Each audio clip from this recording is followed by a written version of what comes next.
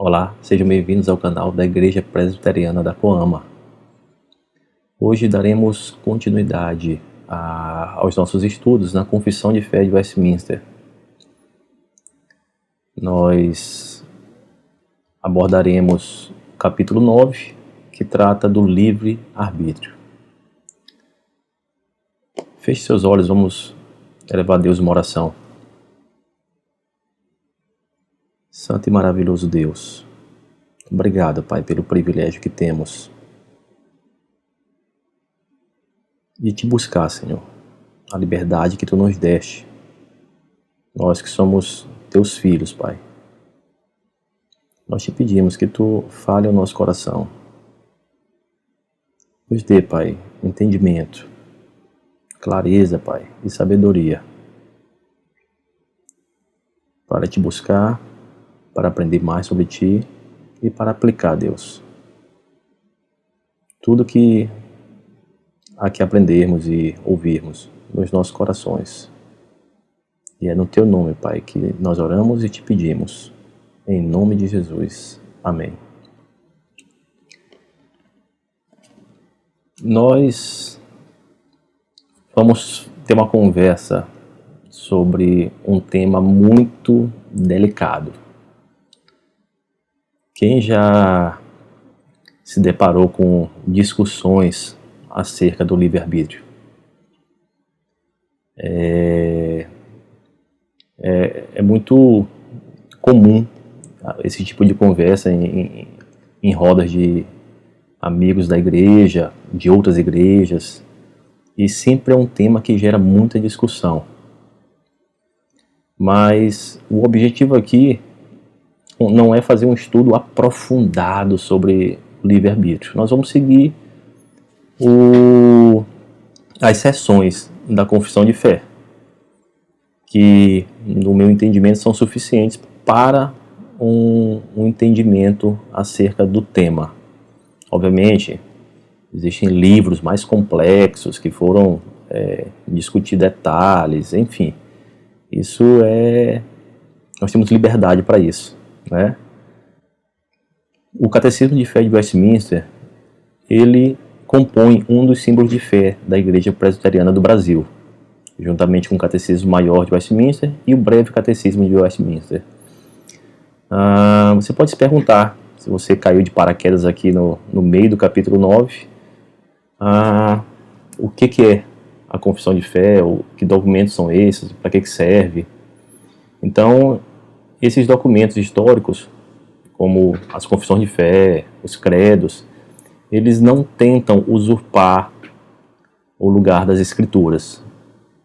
Eles auxiliam a interpretação bíblica. São cercas que são colocadas que ajudam a igreja a não repetir heresias que surgiram ao longo da história e a gente se desviar de um foco, né?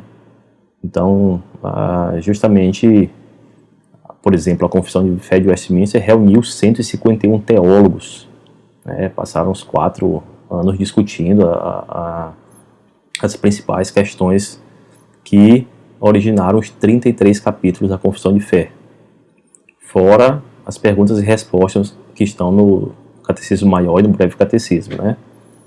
Então, não há dúvida sobre o documento em si, né, o que foi produzido. Ele não propõe uma nova doutrina, né? Então ele busca justamente respostas bíblicas. Então a ideia é que seja até de fácil entendimento.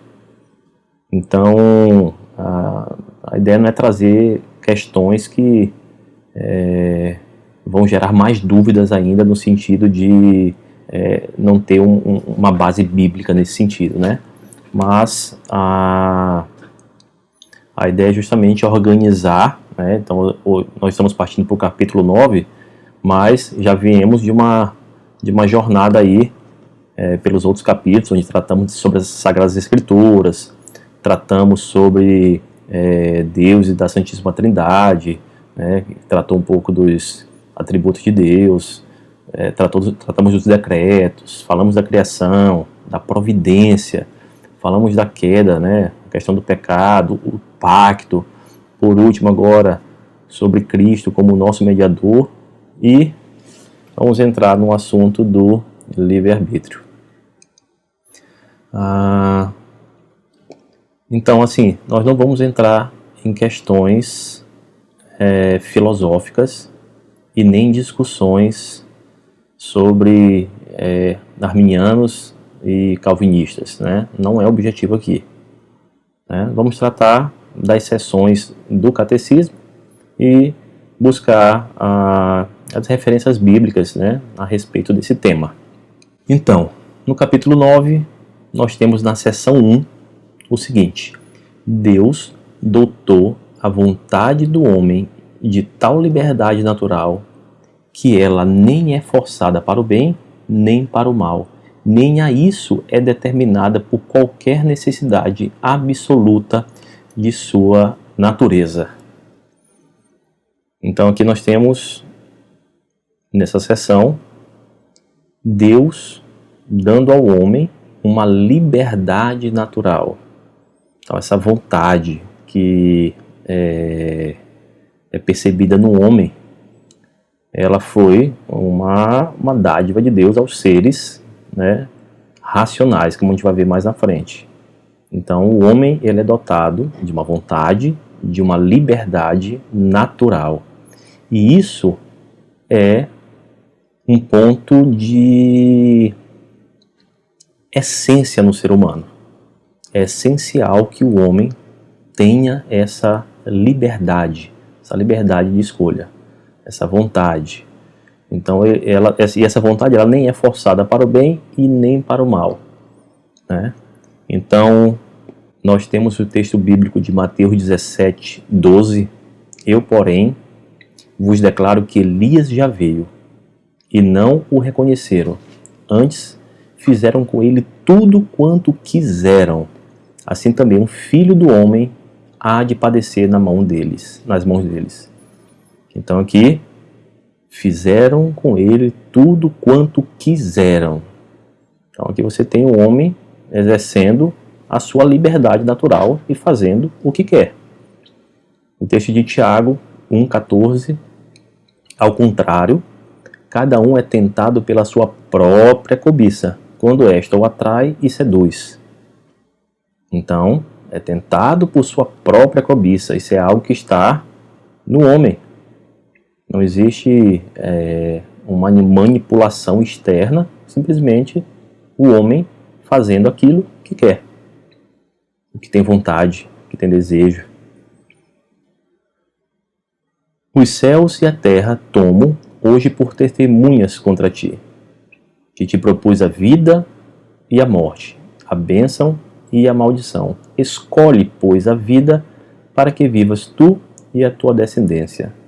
O texto de Deuteronômio 30:19 nos traz também uma questão acerca da liberdade natural do homem. Então vamos a algumas definições acerca da vontade. A W. Pink, por exemplo, ele traz como sendo a vontade uma faculdade de escolha, a causa imediata de todas as ações. Escolher necessariamente implica em recusar uma coisa e aceitar outra. O lado positivo e o negativo precisam estar presentes na mente antes que possa haver escolha. Em cada ato da vontade há uma preferência, o desejar uma coisa e não outra. Quando não há preferência, mas completa indiferença, não há volição. Querer é escolher, e escolher é decidir entre alternativas. Então, a vontade, ela simplesmente é livre para escolher entre alternativas. O homem tem essa liberdade de escolha. Você se coloca diante de uma situação no qual você sente, é consciente que você tem liberdade, preferências, gostos, né? E isso é algo que é essencial no homem. Essa liberdade é essencial no homem. Então essa liberdade, ela se evidencia através das nossas vontades, das nossas escolhas, né? E quando não há uma preferência, quando você não tem opções de escolha, como se dizer, e simplesmente uma completa indiferença, então não há vontade sendo exercida. Então, para escolher, eu preciso ter alternativas, né? É bem conhecido de todos que a vontade é dirigida pelo entendimento, movida por motivos, conduzida por outros componentes da alma e considerada como algo secundário. Então isso foi tratado no Sermão 52 de Spurgeon, que ele intitulou de Livre-Arbítrio, um escravo. A definição dessa liberdade natural, ela foi bem aplicada pelo reverendo Heber Campos, num estudo que foi dado sobre o homem e a liberdade. Então, ele traz para a gente o conceito de liberdade natural como sendo a capacidade que os seres racionais têm de fazer quaisquer coisas que eles gostem, queiram, tenham predileções de tal modo que esteja de acordo com as disposições morais dominantes do seu ser, dominantes da pessoa. Então isso é a liberdade natural. E isso é essencial aos seres racionais. Então algo essencial é aquilo que não pode ser perdido, é inalienável, né? Então, intransferível. Então é algo que realmente faz parte do ser humano, essa liberdade natural. Então existem 3 pontos de vista acerca dessa liberdade, dessa vontade, né? A primeira é que as nossas escolhas elas são causadas por circunstâncias externas, né? O homem ele simplesmente vai agir como resultado de algo que está fora do seu controle, vamos assim dizer. Então é como se ele fosse uma marionete. Simplesmente ele não tem vontade própria e coisas externas determinam as coisas, né? O que a gente sabe e a gente tem consciência é que a gente tem poder de determinar nossa própria ação em relação às nossas escolhas, sem levar em conta quaisquer ou todas as influências externas. Não significa que o meio externo não tem influência sobre as minhas escolhas. Não estou dizendo que não existe nenhum tipo de influência. O que eu estou dizendo é que eu posso fazer escolhas sem levar em consideração nenhum meio externo. É possível isso acontecer. Então, essa questão de que a nossa liberdade ela é determinada por circunstâncias externas não faz o menor sentido. Então, nesse segundo ponto de vista acerca da liberdade, né, a vontade que nós temos, ela é autodeterminada. Ela não leva em consideração a natureza, né, o nosso estado da alma. O autor da Confissão de Fé comentada, que é o livro que nós estamos seguindo como base dos nossos estudos, ele traz a seguinte declaração: se a vontade humana decidisse, em certo caso, em oposição a toda a visão da razão e todos os desejos do coração, por mais livre que seja a vontade, a pessoa seria um escravo muitíssimo deplorável de um mero poder irracional e imoral da vontade. Então, a vontade, sendo autodeterminada, ela seria soberana. Ela sendo soberana, ela seria incontrolável, imprevisível até mesmo por Deus. Ela não teria nenhum tipo de influência dos homens, seria um exercício fortuito, né? Algo simplesmente irracional, o que não faz o menor sentido. Jesus, ele trata sobre essa natureza do homem, comparando a questão do fruto e a árvore, né? Então a natureza do fruto é determinada pela natureza da árvore. Em Mateus 7, 16 a 20, nós temos: pelos seus frutos os conhecereis. Colhem-se, porventura, uvas dos espinheiros ou figos dos abrolhos? Assim, toda árvore boa produz bons frutos, porém a árvore má produz frutos maus. Não pode a árvore boa produzir frutos maus, nem a árvore má produzir frutos bons. Toda árvore que não produz bom fruto é cortada e lançada ao fogo. Assim, pois, pelos seus frutos os conhecereis. Então, de fato, a nossa liberdade ela é condicionada à nossa inclinação moral, dominante do nosso ser. No texto de Mateus 12, mais à frente, 33 a 35, nós temos: ou fazei a árvore boa e o seu fruto bom, ou a árvore má e o seu fruto mau. Porque pelo fruto se conhece a árvore. Raça de víboras, como podeis falar coisas boas sendo maus? Porque a boca fala do que está cheio o coração. O homem bom tira do tesouro bom coisas boas, mas o homem mau do mau tesouro tira coisas más. É interessante a gente avaliar nesse momento a liberdade natural do homem em 4 estados diferentes que a Confissão de Fé aborda na seção 2, 3, 4 e 5. Então, nós vamos seguir essa sequência e avaliar a questão da liberdade natural do homem e as suas inclinações nos 4 estados. No estado de inocência, né, na criação do mundo, no capítulo 4 da Confissão de Fé, na seção 2, que trata da criação, nós temos: depois de haver feito as outras criaturas, Deus criou o homem macho e fêmea, com as almas racionais e imortais, e dotou-os de inteligência, retidão e perfeita santidade, segundo a sua própria imagem, tendo a lei de Deus escrita em seus corações e o poder de cumpri-la, mas com a possibilidade de transgredi-la, sendo deixados à liberdade de sua própria vontade, que era mutável. Então aqui nós temos um ponto de atenção bem interessante.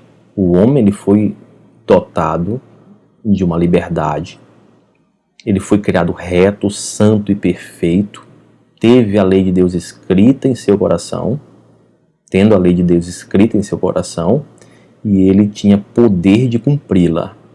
Mas também, na sua liberdade, no estado de inocência, essa liberdade era mutável. Nós vamos entender um pouco mais sobre esse estado. A Confissão de Fé, no capítulo 9, na seção 2, ela trata que o homem, em seu estado de inocência, tinha liberdade e poder de querer e fazer aquilo que é bom e agradável a Deus, mas mudavelmente de maneira tal que pudesse cair desse estado. Então a gente vai entender estado de inocência. Algumas pessoas até não gostam de usar esse termo de inocência, alguns chamam de estado de santidade, mas vamos entender como inocência, pois o homem não tinha culpa nenhuma até então. Ele tinha uma liberdade de fazer coisas boas e agradáveis a Deus. Mas ele foi dotado também de uma liberdade de escolha contrária. Ele podia escolher algo contra a sua natureza. Percebe que nesse estado de inocência, Adão e Eva, eles foram dotados de uma liberdade de escolha contrária. Eles foram criados inclinados para o bem. Foram criados santos, retos, em perfeita santidade, né? E com a lei de Deus gravada em seus corações. Eles tinham poder suficiente para cumprir toda a lei, né? Mas esse adendo aqui de poder mudar esse estado de liberdade, mudar essa questão das inclinações dominantes do seu ser, é um ponto interessante, pois se torna essencial no plano de Deus quando ele criou o mundo. Então, era necessário que o homem tivesse, de fato, uma capacidade de poder também escolher algo contrário à sua natureza. Senão, o homem nem poderia ser responsável por qualquer atitude.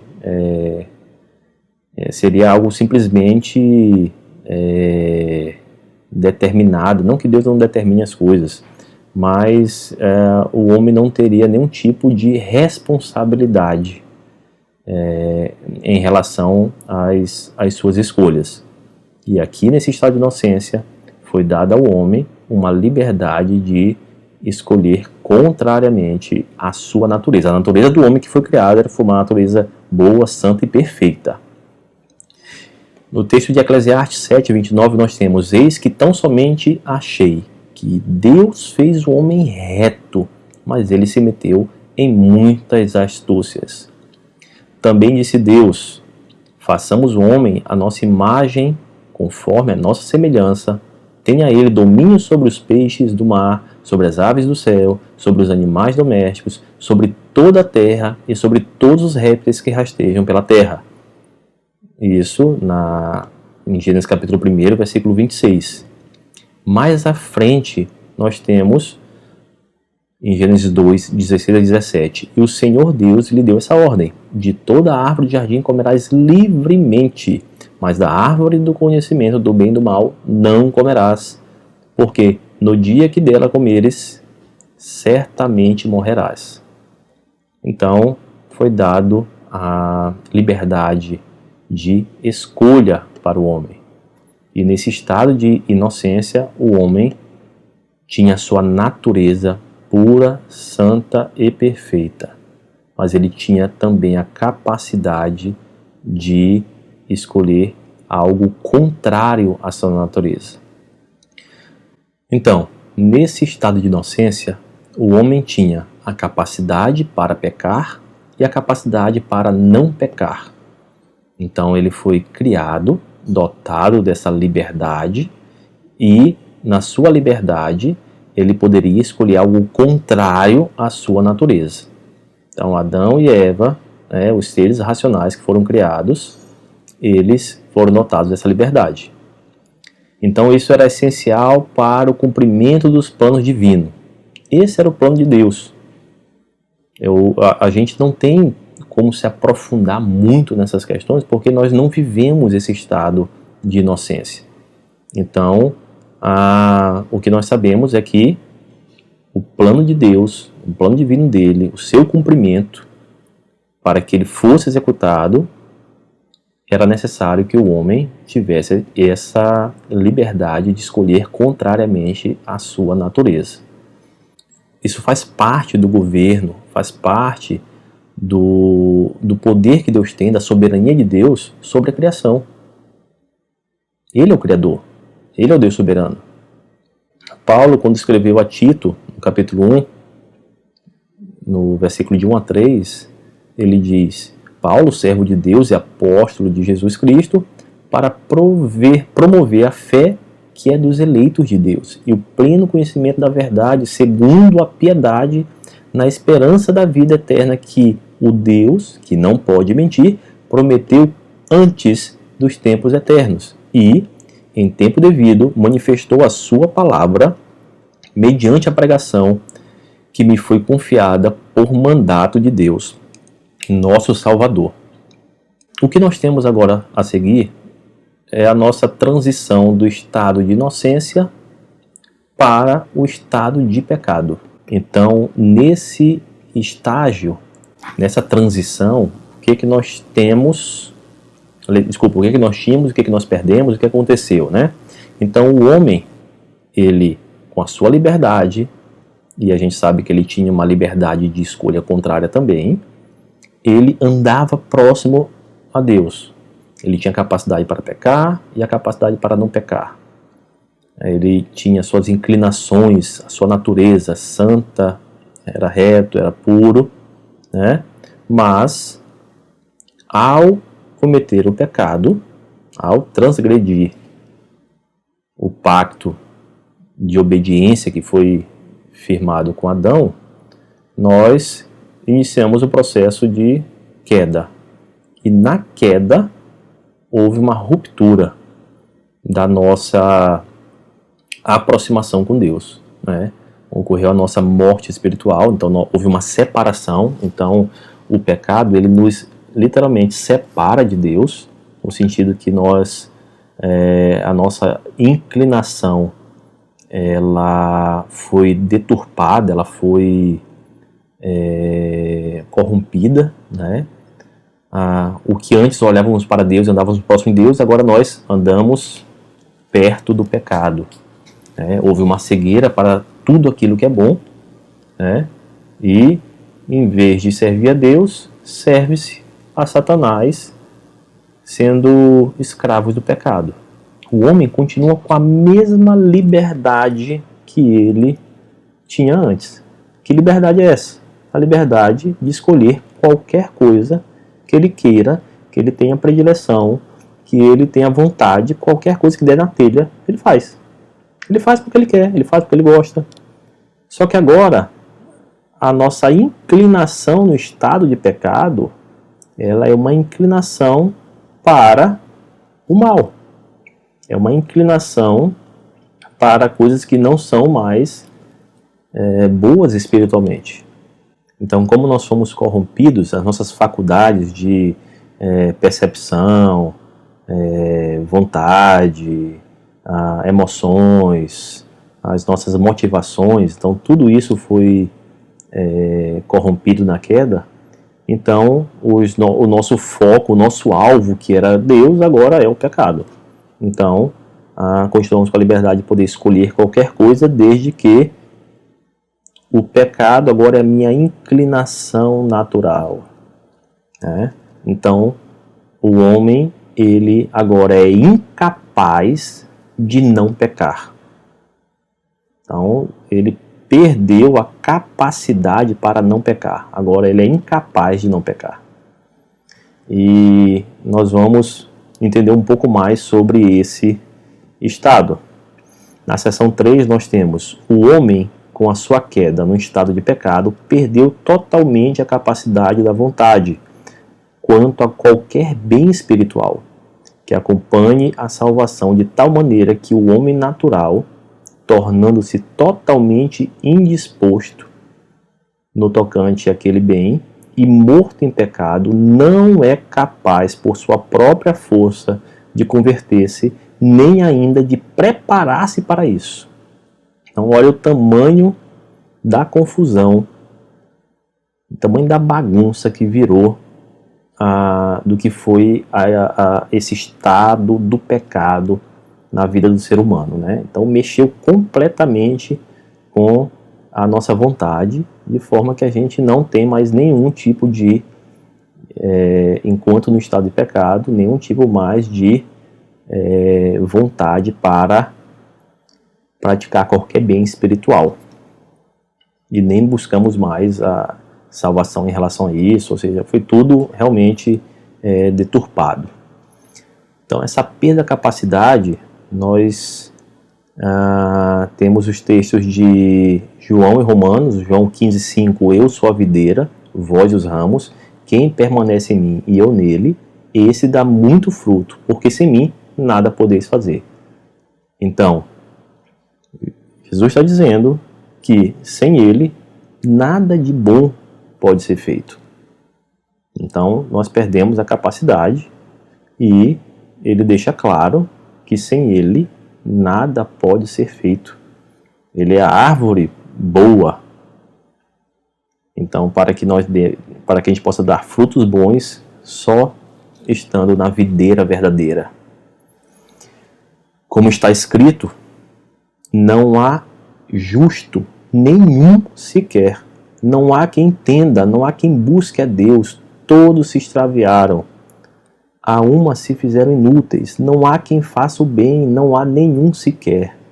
Então, nesse estado de pecado, o homem perdeu totalmente a capacidade de fazer o bem. Alguns podem dizer, não, isso não existe. Eu conheço pessoas, caridosíssimas, né? Pessoas que doam dinheiro aos necessitados, pessoas que empreendem projetos de causas sociais, pessoas legais mesmo, assim, pessoas que eu olho assim e realmente eu percebo que eles fazem o bem. Mas a questão é, qual é a motivação do coração dessas pessoas? Será que é glorificar a Deus e alegrar-se nele para sempre? Qual é o objetivo? Por que eles fazem essas coisas boas? Por que eles fazem o bem? É para se sentir bem? Às vezes a pessoa faz o bem para se sentir bem. Eu quero me sentir bem, então eu vou praticar alguma coisa que seja correspondente, né? Não vou ficar aqui citando exemplos nessa linha, mas nós devemos entender que nós perdemos a capacidade de fazer coisas espiritualmente boas, né? Então, nós temos Deus também utilizando ímpios para que a vontade dele seja cumprida. Você tem o caso dos irmãos de José, né? Os irmãos de José venderam o José e quando houve o reencontro, eles ficaram completamente preocupados com a questão, porque esperavam uma vingança do irmão. E ele disse, olha, vocês fizeram mal contra mim, mas Deus transformou em bem. Então os irmãos de José quiseram vender ele. Ali eles não foram forçados a isso. Ali eles deram vazão à sua natureza pecaminosa. Então deram vazão ali à inveja, à maldade em si, porque eles quiseram matar o irmão. Então eles executaram aquilo que eles estavam com vontade de fazer, eles executaram aquilo que estava como preferência. Eles podiam não fazer aquilo. Eles tinham essa liberdade natural que é essencial no homem, mas como o homem no estado de pecado, ele tem as suas inclinações para coisas pecaminosas, então essa árvore, para quem está na árvore do pecado, os frutos vão ser esses. Então nós estávamos mortos nos nossos pecados, e em Efésios 2:1 nós temos que ele nos deu vida, estando vós mortos nos vossos delitos e pecados.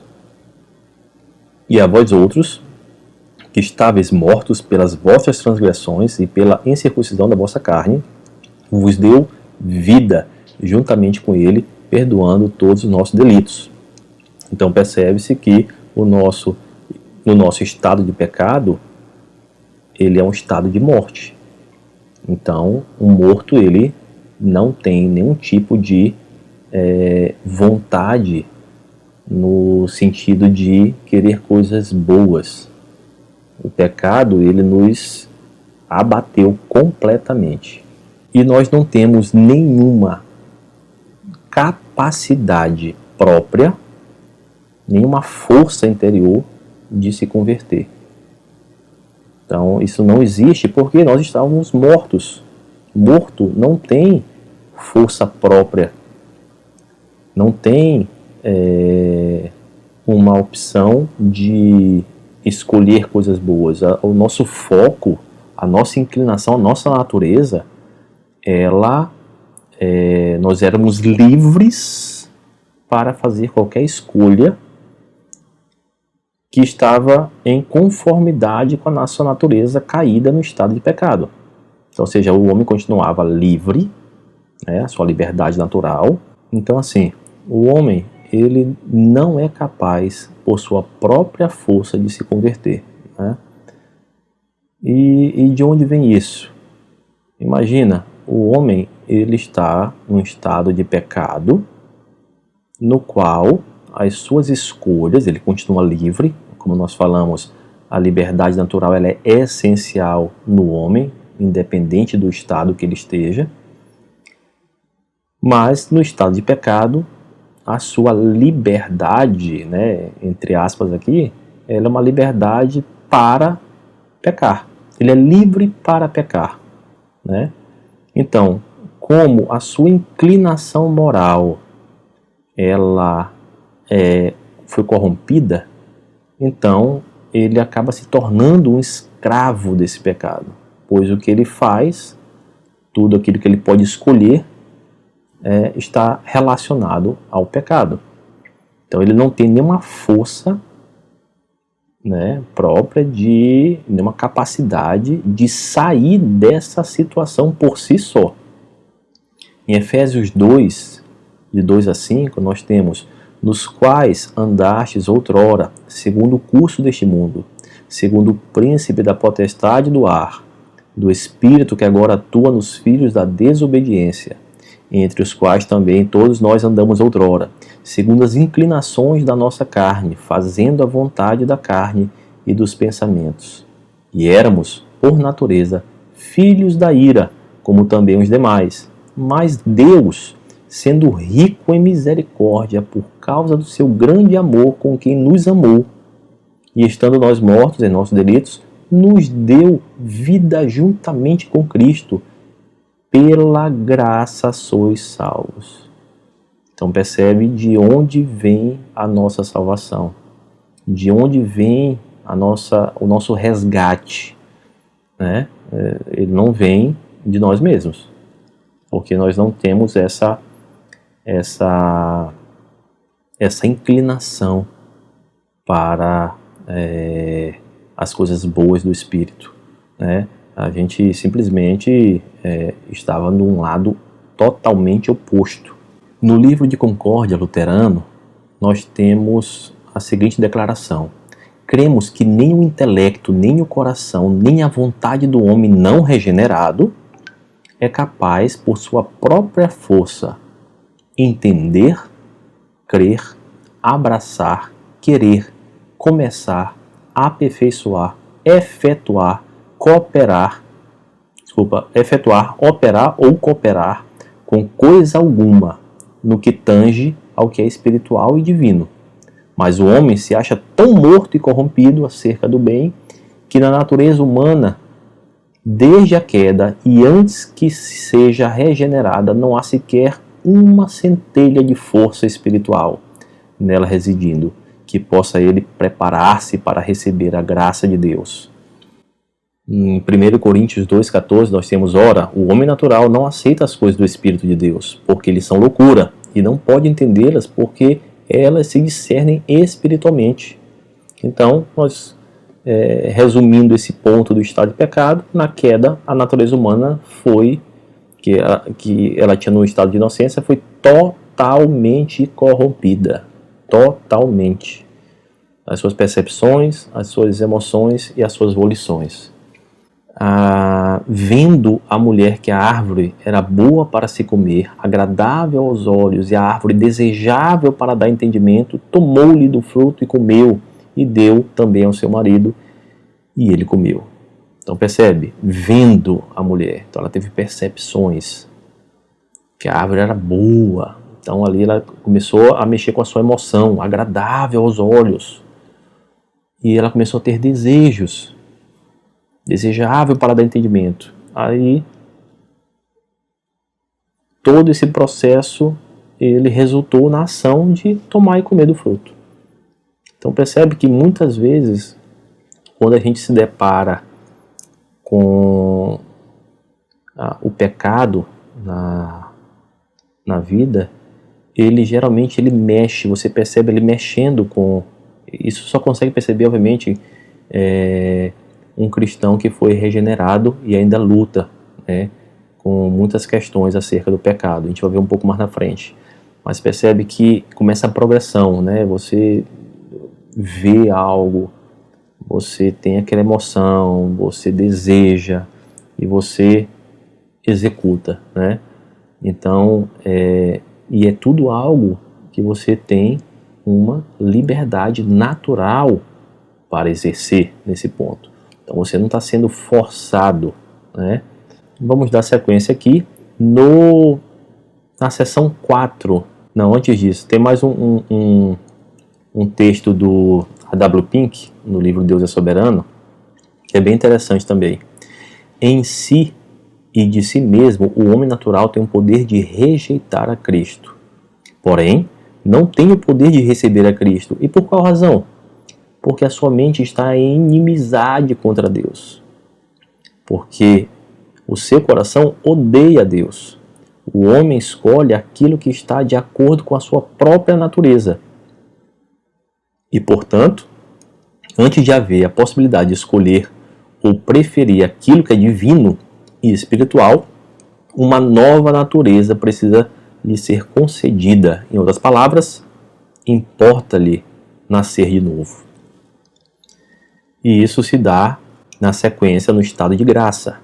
Quando Deus converte um pecador e o traslada para o estado de graça, ele o liberta de sua natural escravidão sobre o pecado e pela exclusiva instrumentabilidade de sua graça. O capacita graciosamente a querer e a fazer aquilo que é espiritualmente bom. Mas isso de tal modo que, em razão de a corrupção permanecer nele, não faz perfeitamente, nem deseja somente o que é bom, senão também deseja aquilo que é mal. Nessa situação, nós temos alguns versículos bíblicos que baseiam essa seção. Colossenses 1,13 nos diz: Ele nos libertou do império das trevas e nos transportou para o reino do Filho do seu amor, no qual temos a redenção, a remissão dos pecados. Em João 8:34 a 36, replicou-lhes Jesus: em verdade vos digo, todo que comete pecado é escravo do pecado. O escravo não fica sempre na casa, o filho sim, para sempre.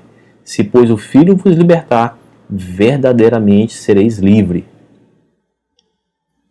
Então, a capacidade para querer fazer aquilo que é espiritualmente bom foi concedida ao homem no estado da graça.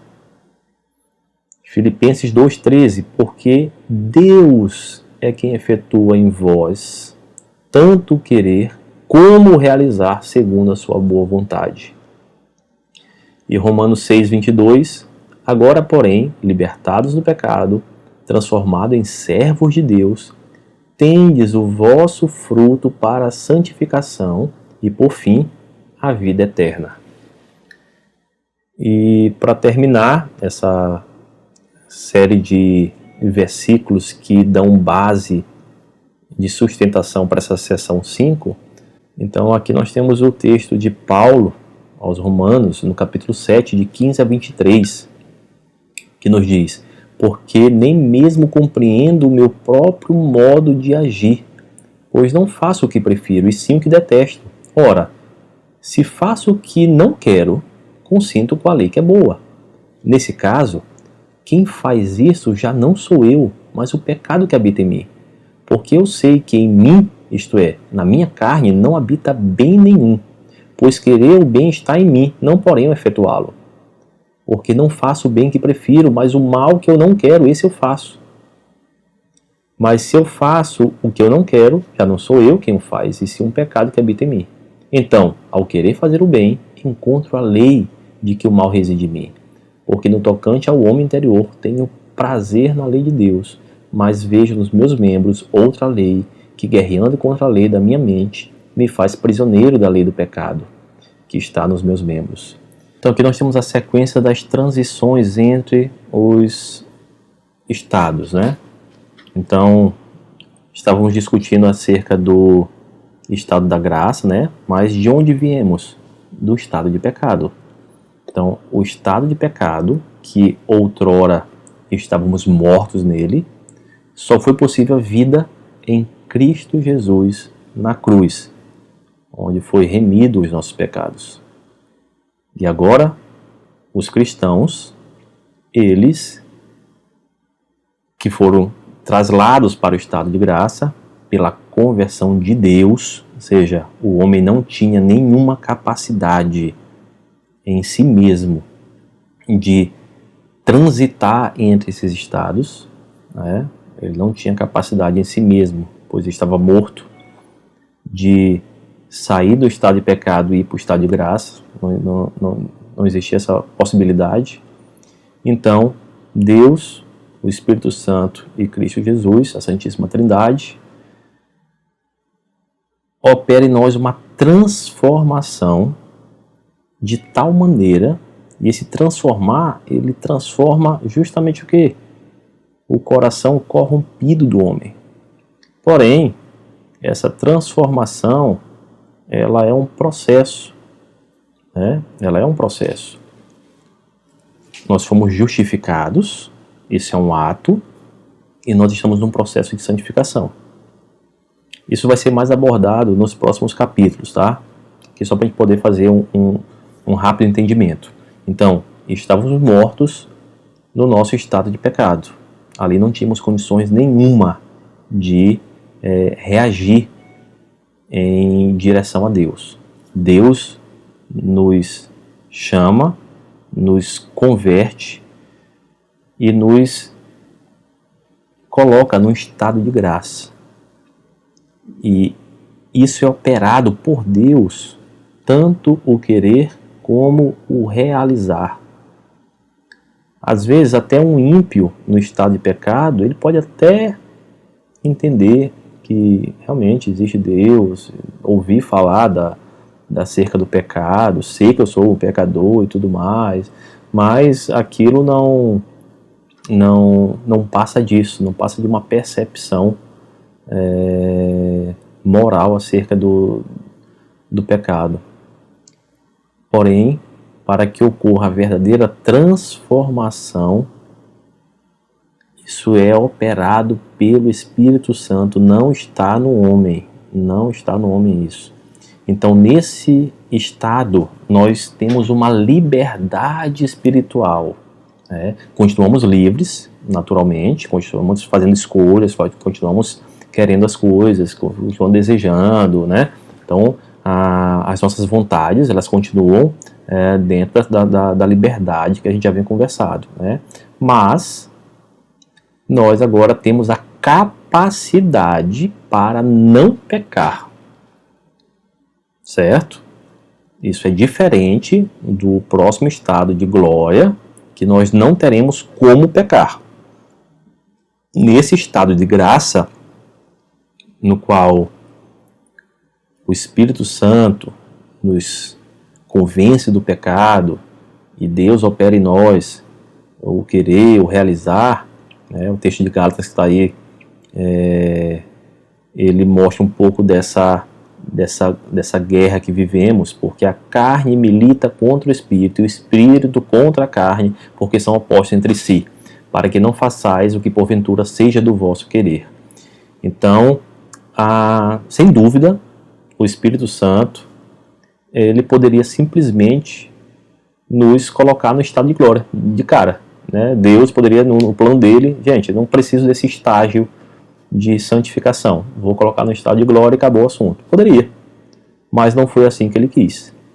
Então, nós continuamos ainda com uma natureza corrompida, né? Mas nós recebemos um novo coração, nós tivemos que receber uma transformação.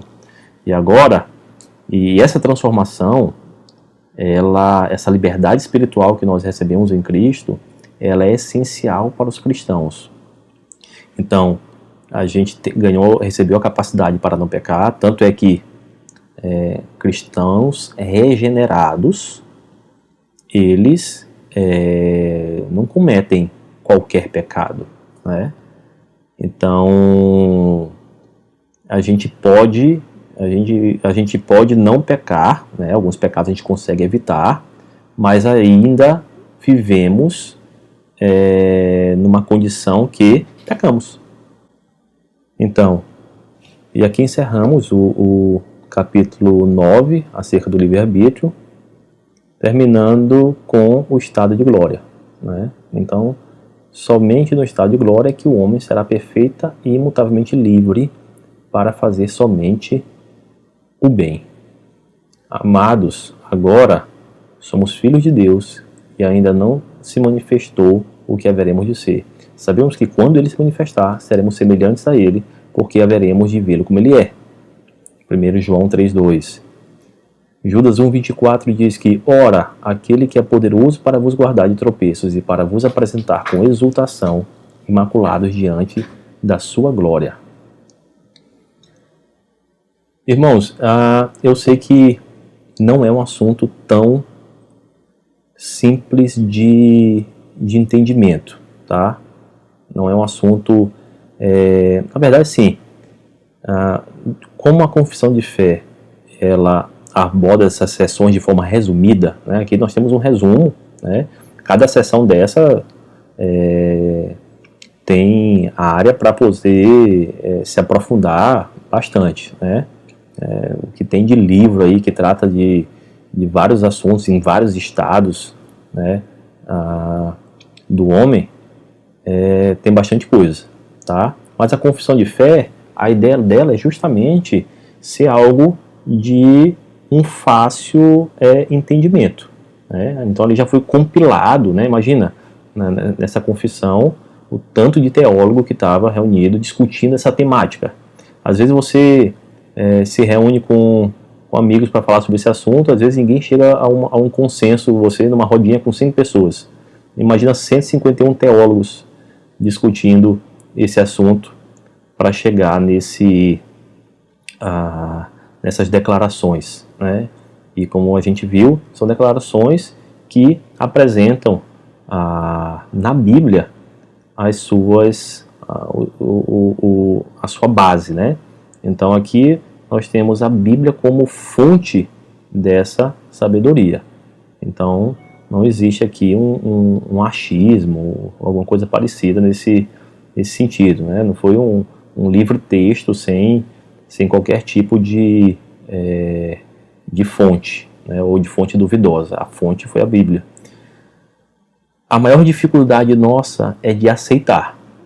Entender até que não é tão difícil, mas aceitar, né? Aceitar que assim é um processo mais complicado. Mas que Deus use de misericórdia para conosco e que a gente possa realmente entender acerca desses estágios e poder compreender de onde nós viemos e para onde nós estamos indo. Vamos orar?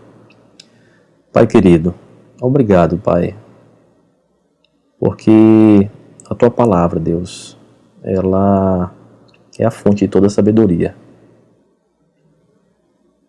Ó Deus, como é bom saber que Tu nos dotou de uma liberdade, Pai, vontade. Nós podemos fazer escolhas.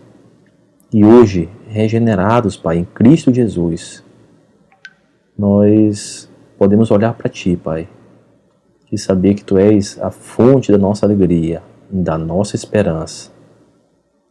Ó Deus, que tenhamos sempre em mente, Pai, que tenhamos sempre no coração, tenhamos sempre em vista que devemos buscar, Deus, a Tua glória, buscar satisfação plena em Ti, Pai. Tu és perfeito em todos os Teus planos, Pai. E a Ti nós devemos todo o nosso louvor, toda a nossa adoração, toda a nossa dedicação. Obrigado, Deus, por nos dar um novo coração. Obrigado, Deus, por ter enviado o Teu Filho Jesus, Pai, para que hoje pudéssemos estar nesse estado. E esteja conosco, Pai, a nossa caminhada rumo à glória, Senhor. Em Ti, Pai, e somente por Ti são todas as coisas. Tu és o princípio, Tu és o fim, Tu és eterno. Obrigado, Deus. Obrigado por nos proporcionar entendimento, Pai, acerca da Tua palavra. E é assim que nós oramos e agradecemos por tudo que Tu tens feito. Em nome de Jesus, amém.